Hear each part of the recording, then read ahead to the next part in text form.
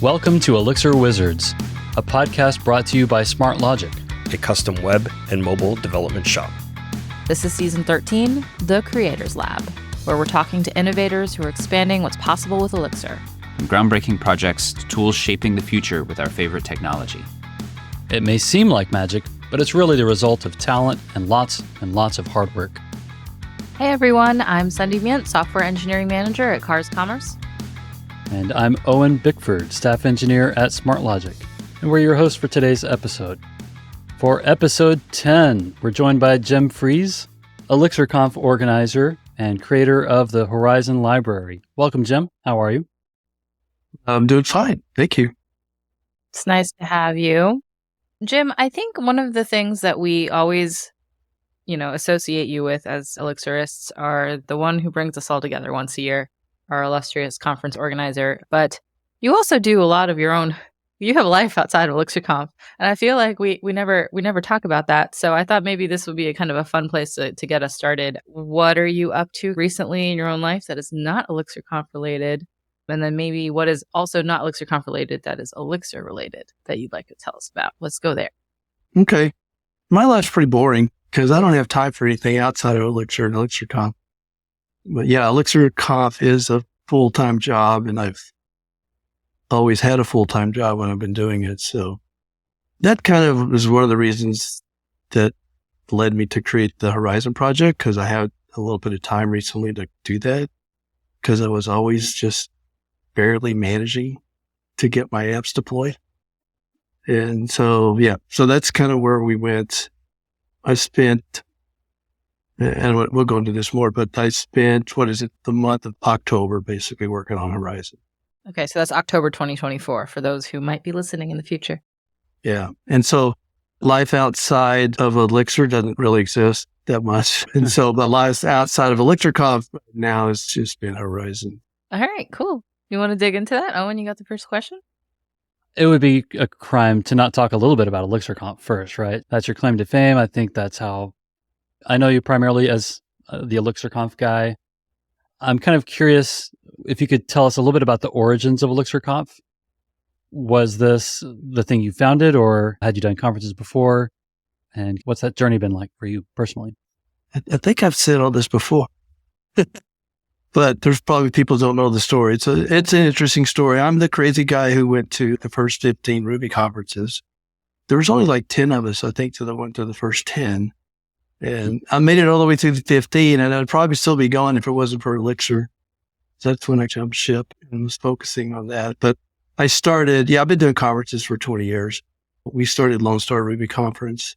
We decided we could, back in the day, regional conferences were great, right? And they were all over the place. And we went to one in Austin, and it was fantastic. We had a lot of great people there. So I just remember having a lot of fun doing that. I did that for like 6 or 7 years. And then we started ElixirConf. And I decided, well, what happened with ElixirConf is it was brand new, right? And I watched Dave Thomas's 9-minute video on Elixir, and I'm like, oh, okay, this is what I'm going to be doing. I don't know how long. I think I was doing it for less than a year. Then I decided that I wanted to be the one who did the main conference. So I started ElixirConf, and it was going crazy, and even got a Bananas Award for being totally bananas for doing that. You can ask Jessica Kerr about that. The Bananas Award. All right.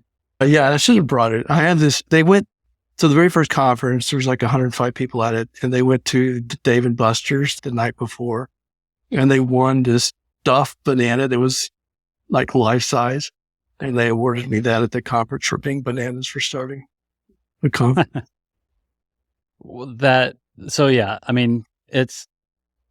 I thank you for starting the conference. That's one of the highlights of my year every year. Like, vacation's nice too, but like it is also kind of like a vacation because it's my one and only vacation in the year. I'm also maybe don't have a life outside of Elixir. Yeah, actually next year I'm going to have my first non-Elixir related vacation in a while, I think. We're all coding losers or winners.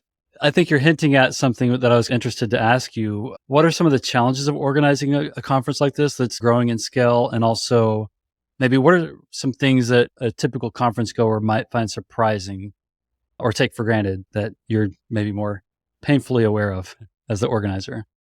So I can't read people's minds, but from talking to people, I believe the conference goer are unaware of everything. It's unbelievable what you have to do to put on a conference. And I know the reason I say that is because I know a ton of individuals that have started conferences and they do it for a year and then they're done. But it's getting harder now. So ever since COVID, people's expectations and, the way they think about life in general, I think has kind of changed somewhat. So before we didn't expect to have online videos and stuff with content. Now it's kind of expected. Prices have gone up recently.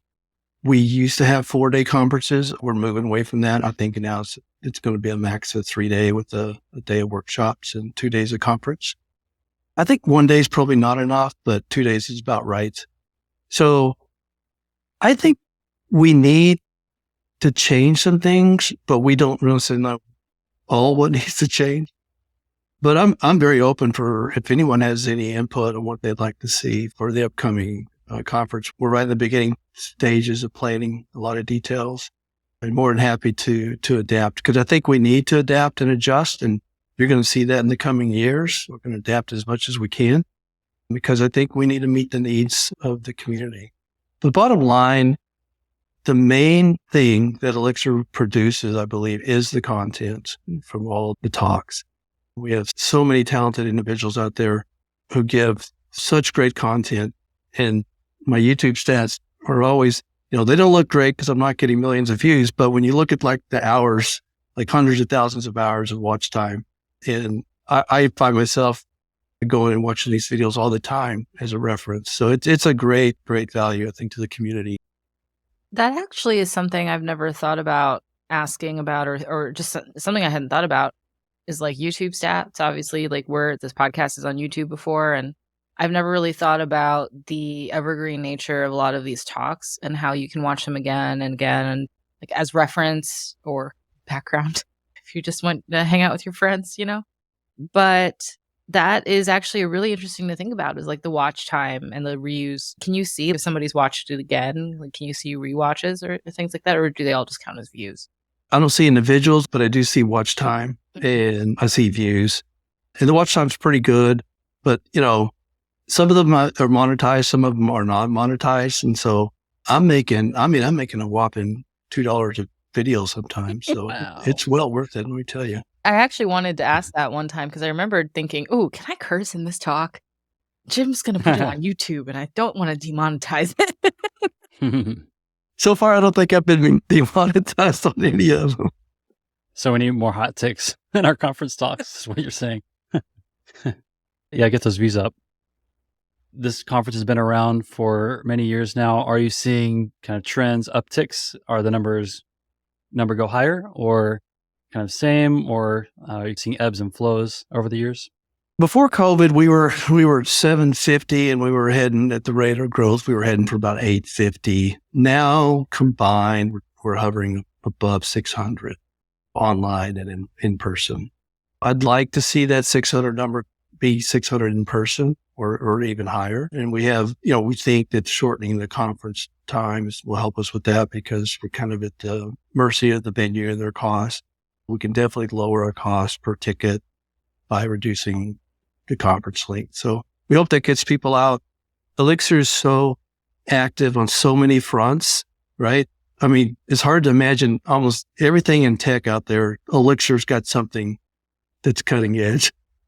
We got LiveView Native, we got the NX project, we got all these things, and now some Postgres work. It's amazing how many fronts Elixir is excelling on.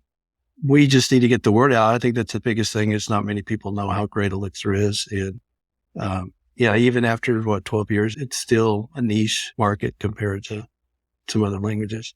Oh, and do you remember, I don't remember if it was like a tweet or something where it was like, they're an Elixir engineer because they don't ever shut up about how good Elixir is. It's not like we're vegans. I'm sorry. Can I say that? Yeah, that's a sentiment. It's also a truism, and it is very true for me personally. I mean, like there are people just like friends of friends who are like, they say the word programming or code and it's like, oh, Elixir. It's just every conversation that's, it's going to come up. I think I've told you in person, but I would not be an Elixir engineer, I don't think, if it wasn't for those talks being available online. I watched many, many, many hours of talks. I've kind of transitioned more to like reading docs and source code and stuff now, but there's still a tremendous amount of value in the videos, and I still learn a lot from videos. But definitely early days for me, I learned a whole lot just from watching content, not only about technical like Elixir specific stuff, but how people present information and how they kind of make things fun as well, or how they don't make things fun. So yeah, I learned a lot, and I appreciate that. Not only the conference is a great place to like make friends and hang out with people and stuff, get a bunch of great food if you're near, a bunch of good food in Orlando, for example, but also just the content and the talks and stuff is really top notch. I always get very inspired at the conferences to talk to people and hear what they're working on. And invariably, I always get new ideas or I learn something or 2 or 3 things on how to improve my daily Elixir life. So, you think, oh, it's all online, but no, it's really just like sitting down next to someone and saying, oh yeah, I got a solution for that.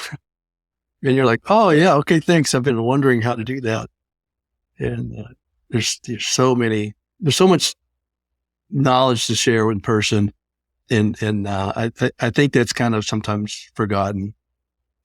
One of the things that I think I was surprised to learn about you a few years ago, not about you specifically, but just about the way that the conference and stuff is put together. I didn't realize that you put together the website yourself. Is that true? Am I misspeaking? Yeah, that is. I did. And you do some other of your own like tech support behind the scenes. You build it with Elixir, right? Right. Can you describe some of that? And is some of that kind of why you started Horizon? Absolutely. When I started Horizon. So I'm always running it daily at $1 short. And it's literally, I'm like, my philosophy in life has been like, okay, I got 5 trains running at me at 100 miles an hour. And so my job is to dodge the closest train. And then I move to the next train that's going to run me down. And if you look at the websites, you could just say, hey, I'm dumb. I didn't do it right the first time. But I have a website for every year. And it's only until recently that I've started to combine those. But I just never had time to formalize something, right, that I could reuse. And so it was easier just to kind of copy and update and change the website. And then I would say, I need to deploy this. And I'm like, well, I'm on an old version. So now it's just going to be easier just to create a new version, and update it. And so that's kind of what led us to where we're at with the Horizon is, I couldn't go back and update these websites. I couldn't update the servers. I just didn't have the time to do that. And so finally I sat down and wrote a system that let me manage that a little bit better. Okay. So I guess from the top down, what is Horizon? If you were at a different conference and they were like, oh, what have you built recently? How would you describe it to them? Have you heard of Kamal? It's a deployment strategy I think that THH uses. What Horizon is a way to deploy. It's targeted for Phoenix deployments, okay, with Postgres on FreeBSD systems. That's bottom line what it is. It lets you stage, build, and deploy in a very simple process. Who's the competitor? That's a good question. I haven't thought about that. Everybody? I don't know. Nobody? All cloud services. If you were going to pay for a service to do the same thing, what would have been your next pick out of home growing something?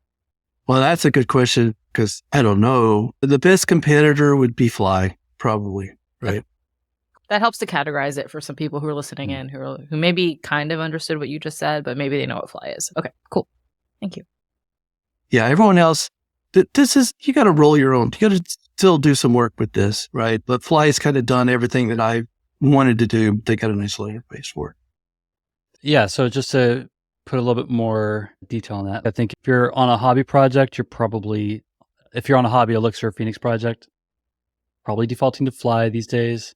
If you're running a startup, you're probably at least considering AWS, DigitalOcean, if you're following the industry patterns. But I think what you're building on is this notion of just run your own kind of bare metal machine and write some code, or like write a framework that will help make deploying your application to that bare metal machine a little bit easier. Is that kind of what Horizon's doing, is abstracting away some of the deployment process for Elixir apps? Yeah, we're just kind of putting a framework in a little package and putting a bow around it, what you could normally just write yourself. But we're not specific to anything. The only requirement is that you have a machine that runs SSH, that I can SSH into. That's all that the requirement is. So you can run this on AWS, you can run on Google Clouds, you can run it on DigitalOcean, you can run it on Hetzner. It doesn't really matter. You can run it on your own system with prox logs. I've got a little geek computer over here, my home lab. I meant to unplug that so I could show you, but yeah, it's a little bitty box and it's awesome. So I can, if I wanted to, I could deploy to that, and I could use Cloudflare to tunnel into my machine at home and deploy for free. Right. Nice. Which I might do on some things that are like antiquated and I don't need anymore. Yeah, like low risk, low cost, whatever kind of like, I don't know, home monitoring if you're not doing a pre-rolled or pre-cooked solution kind of thing. Yeah, if you had a static side or something, right? Yeah, so what we do is we let you, do you have any apps, any side projects that you want to deploy? Yeah, so I've got every weekend a new side project Okay. at this point. Yeah, I've got one in mind but I will eventually want to deploy if I, have something I want to show off to other people. What does Owen have to do to get his app? OwenZachMe.com. Let's deploy. Oh, exactly. Yeah. Okay. All right. So first of all, you need to decide where to deploy it. Doesn't really matter. DigitalOcean, Hetzner. I was a big Google Cloud person until when I started working on this project, I introduced ZFS into what I was doing. And I don't know if you know anything about ZFS, but it's like once you learn ZFS, you never want to go back. Mm-hmm. Does it stand for anything? I'm going to stand by my Queen of the Hates acronyms title here. ZFS is the file systems that basically snapshots are free. Zettabyte file system? Okay. ZFS. It's awesome. So if you think about it, how many computers do you need if you're using Kubernetes, right? There's at least like 3 or 4 involved if you're deploying Kubernetes. If you were just deploying a side project, you would need maybe one. You could get by with one computer, right? You put Postgres on that same computer and you run your Phoenix app on the same computer. You could do that. Horizon would let you do that. It's not going to stop you from doing that. But what I have kind of all of my examples and stuff is I set up 2 web servers. Okay. And I use Nginx to proxy between those. And I set up a Postgres server. And with the Postgres server, I back that up with a snapshot to a different server every 30 minutes. And so that's all the examples that I have. So that takes 4 computers. And on Hetzner at the time, there was like $7 a server, right? So for $28 a month, I've got a fault-tolerant system with 2 web servers and a backup failover Postgres clients, right? If you ever paid for managed databases, those are expensive. Here you've got everything you need. The one I just deployed for ElixirConf, I'm running like 1, 2, 3, 4. I'm running 5 services, 5 web apps on that same thing, right? And so that's easy just to deploy, just add another web app. It doesn't matter. In Horizon, you just add another web app to it. And Nginx says, oh, sure, I can serve this one up too. And so all the apps have failover and load balancing, automatic load balancing. So it's a compromise, right? So yes, I could add more servers, but I now have pretty stable system that's fault tolerant with 4 servers, $30 a month. It's like, yes, I should have been here years ago, but it took you a while to get here. How much time did you used to spend on the general tasks that you are now not having to spend because you built yourself this tool? For example, like every year I'm like, okay, at one point I started saying, I really need to put my Postgres server on a different box. And so I would stand up a Postgres server. But when I only do that once a year, it would take me 4 hours or more to go in and go, oh, I got to do all this stuff. I don't remember what it did. What are all the configurations? And so now it's literally, I can stand up a Postgres server in like 3 minutes, and it's got all the logging set. It's got all the controls, all the host-based authentication. It's all ready to go. So, and then I also wrote some helpers to restore, so you can back up and restore your databases. So if you have an existing database, you can back it up with PSQL, or you can back it up with PSQL over SSH in case you don't have access to that. And then you just turn around and do a restore of the databases and change the ownership, and boom, you're ready to go in your new server. Yeah. Okay. I mean, I ask because I think it's like the tale as old as time question for engineers. Do you spend the time building it so it can save you not that much time? Or do you spend that time building it and it saves you a ton of time? So it sounds like that was in fact worth it. And I guess this is a task you do every year and it's lengthy, right? Yeah, absolutely. It's definitely not category A, and I've done plenty of those. The nice thing is it lets you so-called eat your own dog food, but you're a little bit higher on the food chain. And if I needed to deploy a new Postgres server, I don't have to think about it. It's just literally like a push of a button, and I could deploy a new Postgres server. Things are a lot different when you have tools with a lot of power like that. You change the way you think and the way you act, so you can do things that are better for you in the long run instead of cutting corners. How does this compare to something like Terraform? 'Cause it sounds kind of similar to Terraform in some ways. I'm not the Terraform expert. That would be Dan, our other Elixir wizard here. But I think of Terraform as provisioning machines, and sometimes we'll use Ansible to also kind of provision the application on that machine as a second or third step. Is Horizon kind of like Terraform and or Ansible, or is it something else? Terraform is very sophisticated, right? It has a little bit different mindset. I mean, it's very nice, but you would tell it, I want 5 servers in this project, say, right? And if you deployed that or executed it and you had 6 running, it would shut one of them down for you, right? So it's like knows what you want. And so it kind of owns and controls your whole environment. There's also Ansible, right? So Ansible would be a way to install software. So when I started this, I'm like, okay, I don't want dependencies. I want to minimize dependencies as much as possible. And I don't want people to have to learn something, right? I don't want to be dependent upon that, because what I did every day was just super simple, right? And so the most advanced scripting I do is shell scripting. I don't do bash scripting. Part of that's because of FreeBSD. But I just wanted something that was as simple as possible and got the job done without cutting too many corners. That's why I shied away from the dependencies like Ansible. I mean, I looked at Ansible, and I did Terraform a long time ago. But I would say if you're doing that, you're in your own enterprise class, you're doing this full time. If you have a project and you're deploying your 5 servers or whatever, and you have a problem, I wanted you to be able to understand that immediately and go in and fix it. I didn't want you to have to go, oh, great, now I got to buy tech support for Terraform or Ansible or something like that. The other design goal that we were doing is, I used to work for a company and we used a lot of GitHub Actions, right, to deploy. And guess what? GitHub was down and only wanted to deploy. Oh no. So that was another design goal, is like, SSH is my only requirement. So all I need for you to deploy is your service provider to be running. And if your server provider's down, you can't deploy anyway. So that was a big requirement. It's like, we don't want any requirements other than you and your service provider for you to make a deploy. And your internet provider. So yeah, like there's a couple, like but those are always going to be true no matter what you're doing, right? If you're deploying. Yeah, well, you could deploy, like you said, you could deploy to your house. There you go. Yeah.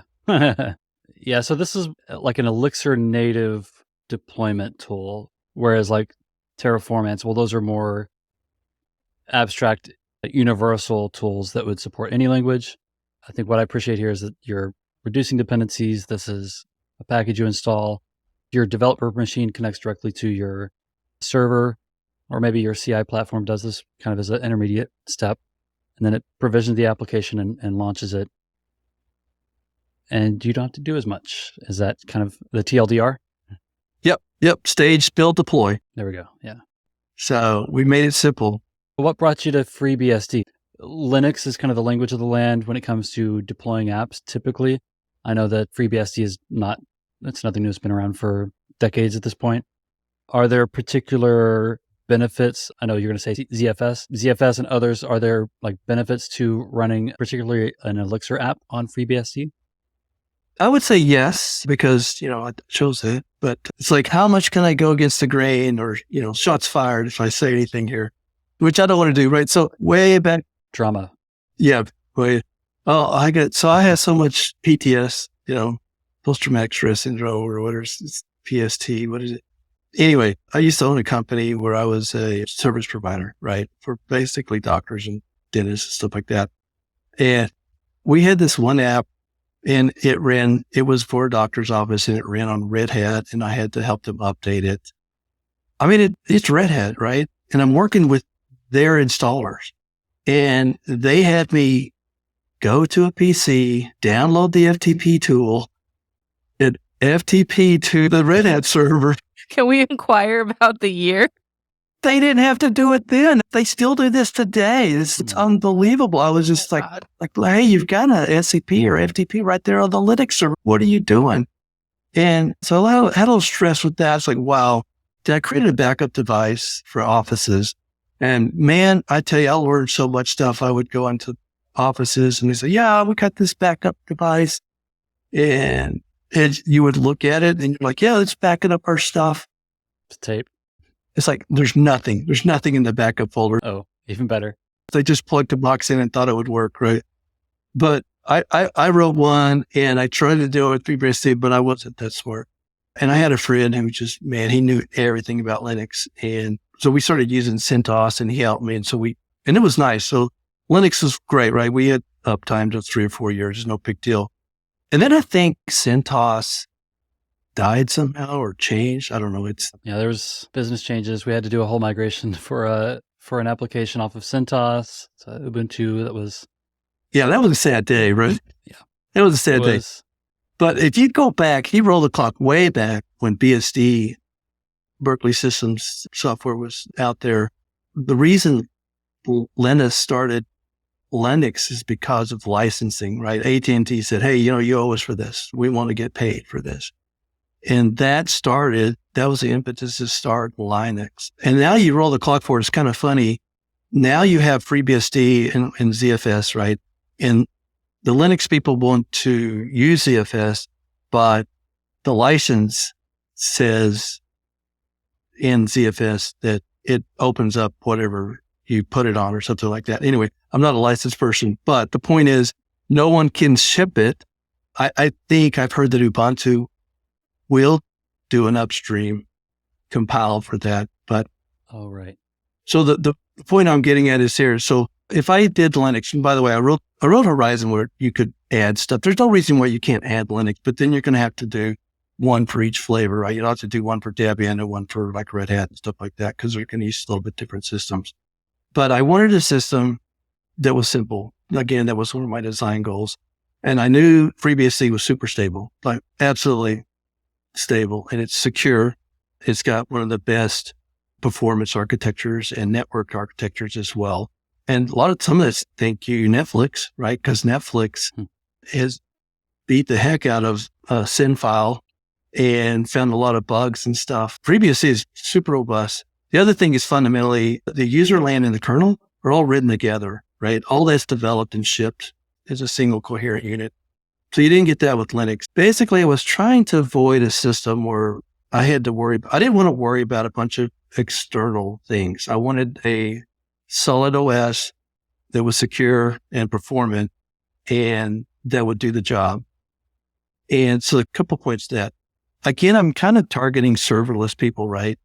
If you're running serverless, you don't know what you're running. Neither should you care, right? So if I told you, hey, you're going to use package A or package B, package A is a little more performant, a little more secure, or package B, which you won't, you're going to choose package A.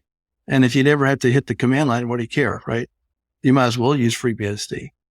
So FreeBSD makes a good option for that. The reason to not use FreeBSD would be if you, and this is always the case, Linux is always more up on the cutting edge with compatibility, right? In applications you may need. However, in the web space, that's going to be very rare, right? If you did have an application that you did need to run and it wasn't available on FreeBSD, then you would have to like hope someone has already written a Linux package for Horizon. Could other people either help you with this project, or if somebody wanted to spin up their own project with Horizon, how easy or difficult would it be for them? That's a great question, because it should be easy, but the problem is when I started writing the docs, and I think there was so much to write, because it just turns out that when you're starting to, you got to choose a provider, and then every provider is going to have a different way to build a machine, right? There was just a whole bunch of steps, as mentioned. It's this stage, build, deploy, right?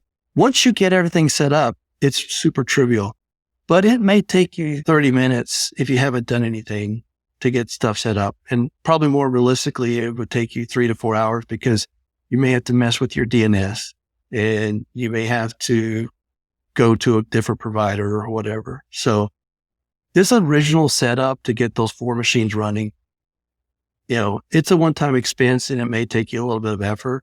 But once you're there, everything's so easy and very manageable. I've been looking at these docs while we've been talking, and if I could, I would give you a standing ovation right now. Like this, if I ever need to install FreeBSD again, this is probably where I'm going to start, because I tried FreeBSD several years ago, just kind of on a whim, just because I was distro hopping, and I heard this one was even better, so I figured I'd try it out. The documentation was good enough. I was able to get started and do things, but I think it assumed a lot of knowledge that I just didn't have at the time. It might be easier now, but I'm liking what I'm seeing here just by skimming through the docs. You got a lot of screenshots. You're essentially documenting how to install FreeBSD in addition to all the Horizon stuff you're doing. So Yeah. I think that's, even on its own, is like a really valuable piece of literature that you've put together there. I put a clock on it. It took me 3 minutes to do that, the FreeBSD install, and that wasn't really a speed run. Nice. And then I made a little script for you to finish it off. But I learned something in that whole process. Guess what I learned? I learned that hex limits you to 8 megabytes. Hex? Oh, because all these images are, I'm sure, a little bit more than 8, right? Or 8 gig, whatever it is. I had to go and recompress all those images, or I had to figure out a way to put them external. I opted for figuring out a way to compress them. Yeah, that was kind of it's like, I can deploy. No, well, let me deploy. Yeah, so for our listeners, we're going to have in the show notes a link to the Horizon docs. And if you go to the pages, there's FreeBSD installation. That's the thing we're talking about here. It shows you step by step all the screens you're going to see when you're setting up FreeBSD on a machine. And of course, you've mentioned Hetzner. I think you could do the same thing on DigitalOcean or any kind of your local machine if you're able to, install your own OS. We've talked a little bit about kind of service providers. I know Hetzner is the one you kind of started with here. And then I think just within the past week or two, there's been some changes to pricing. And has that impacted your kind of how you see Horizon and its emphasis on Hetzner? It's probably worth exploring other things, but I'm still in the 0 terabyte range, even for running 5 apps on the same 4 servers. But, maybe it's per server, right? I don't know. I'm not sure how that's going to turn out, but yeah, I think my cost, I believe I may be locked in. Okay. But if I created a brand new web cluster topology, like I showed there, it would probably be $30 a month instead of $28 a month. So unless I'm going to get killed with some DDoS stuff, I don't think it's an issue. And you're not serving those ElixirConf videos from these Hetzner machines. So that's right. Everything is, yeah, exactly. I think if I did, I could, TerraBridge is still very generous. But yeah, they did. That was a strange thing. They went 20 to 1 or something like that, right? Yeah, it was basically I think the allowed bandwidth was, it sounds right, like 20. If we had the internet, we could fact check this. But yeah, from maybe 20 terabytes to 1 terabyte allowance per month.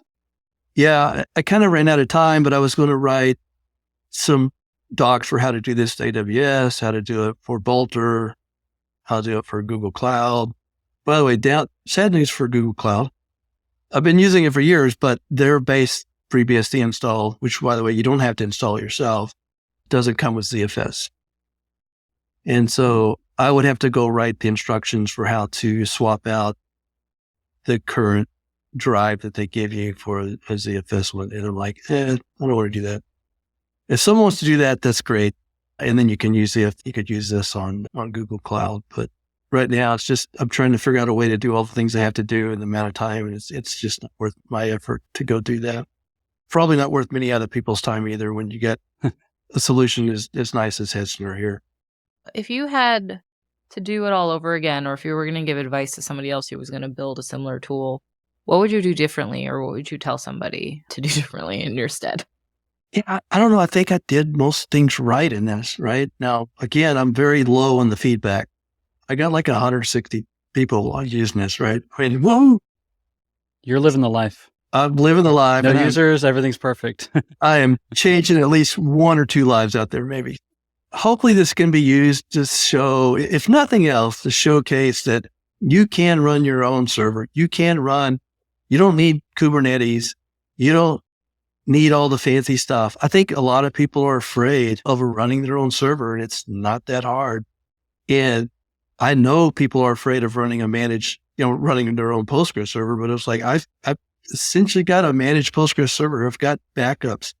I guess one of the next things I could add to this, a couple of things that are on the drawing board that I need to do. One is to deal with certs, and I have a PKI methodology to deal with that, but that's mainly for teams. You don't need it as an individual. And the other one is to stand up a hot standby for your Postgres server. And so maybe if there was a way to charge for Horizon, kind of like, Owen has a free part and a pay part, maybe that's something I could look into. But yeah, it wouldn't be hard for anyone actually to set up. There's so many documentations on how to set up a hot failover. And now you can create the server in minutes. You just need to add the config to it. And you have a highly available distributed Phoenix cluster. I mean, it's pretty awesome for $32 a month. It's hard to beat. All right, let's walk it through. Let's imagine, all right, Owens or Acme, whatever we called earlier. I'm deploying my Phoenix app. I see like there's maybe an extra step I have to do for Tailwind. Are there any other kind of common Elixir dependencies that need a little bit of TLC to run on FreeBSD? Okay, that you bring up a good point. David Katahuba, I don't know if I'm saying his last name right, DCH, he's a FreeBSD core member, and he was so generous with me. He spent a good 2 or 3 hours with me, and we were working through Tailwind stuff. And so he hosts, so now everyone's using ESBuild, right? You don't have to install Node. And he builds the Tailwind. I guess they're binaries for people to use, right? So you don't have to use Node. So a couple drawbacks here. So there's a new tool. The tools are kind of broken for FreeBSD to build these binaries. And so he's got a process that he can do that, but right now he can only do it for AMD 64 machines, right? So if you want it on the ARM machines, I was working with him.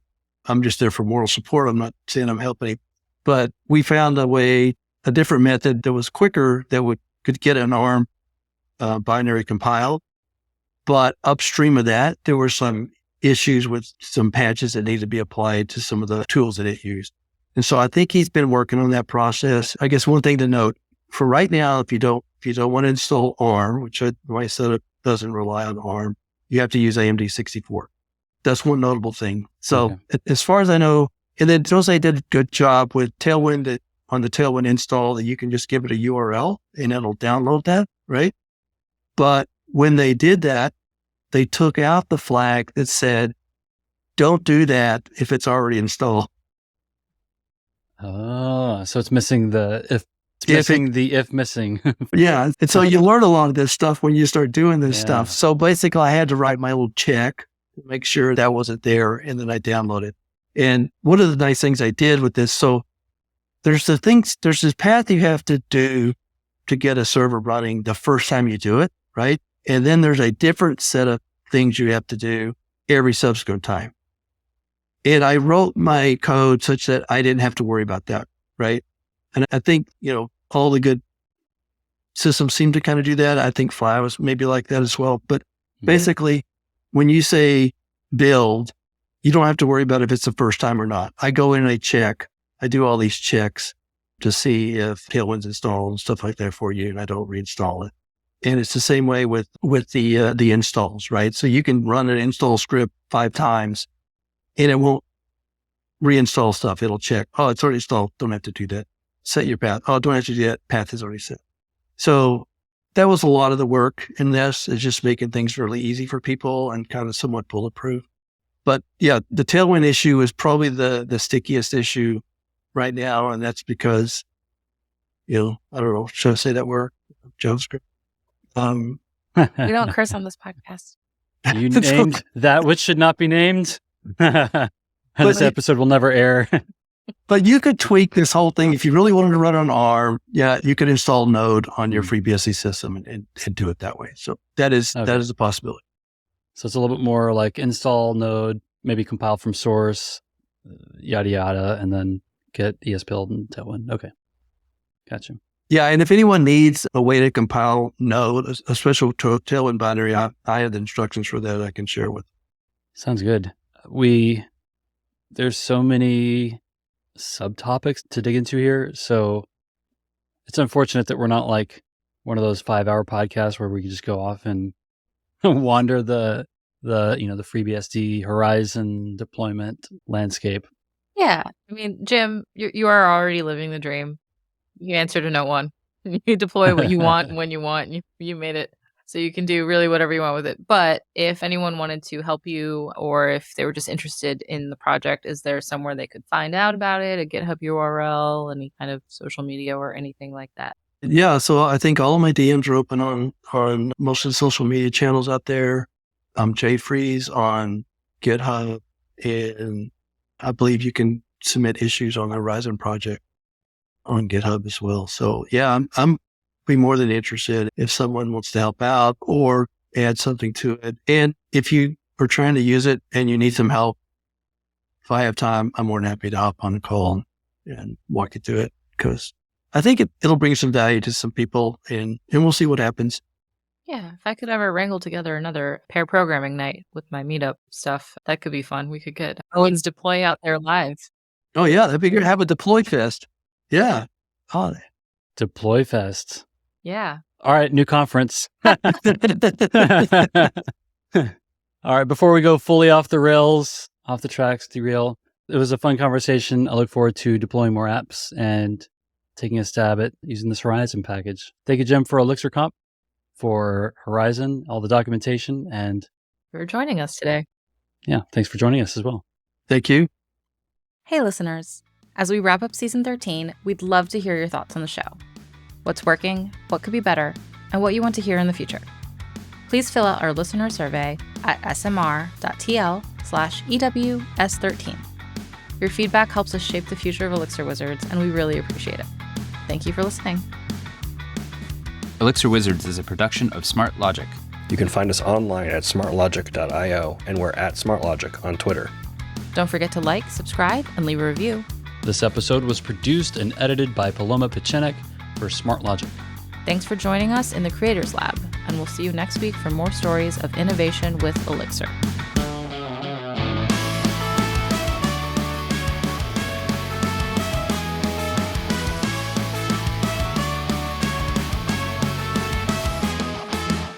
Hey, this is Yair Flicker, president of Smart Logic, the company that brings you this podcast. Smart Logic is a consulting company that helps our clients accelerate the pace of their product development. We build custom software applications for our clients, typically using Phoenix and Elixir, Rails, React, and Flutter for mobile app development. We're always happy to get acquainted, even if there isn't an immediate need or opportunity. And of course, referrals are always greatly appreciated. Please email contact@smartlogic.io to chat. Thanks, and have a great day.